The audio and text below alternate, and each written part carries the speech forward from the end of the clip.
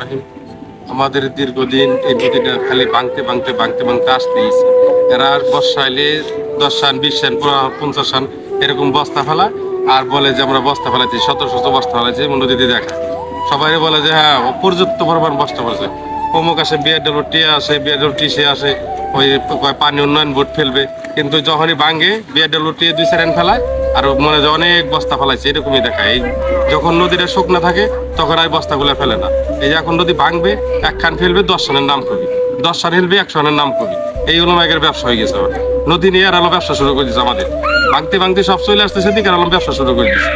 যখন মনে করেন যে 2 4 এলাকার বাড়ি ঘর হয়েছে, দাপ করে 10 বের হন 20 সাল হালাইলো, এক বলকে ঠেলাইলো, 5 বট করে হালাইছে। এই হলো অবস্থা। তাই আমাদের হলো সবার কাছে একটাই দাবি, আমাদের প্রধানমন্ত্রীর কাছেও দাবি, আমার এই নদীটা, আমাদের এই মসজিদটা যেন তারা যাই পক্ষে আছে এরা যেন আমাদের মসজিদগুলোর একটু রক্ষণাবেক্ষণ করে।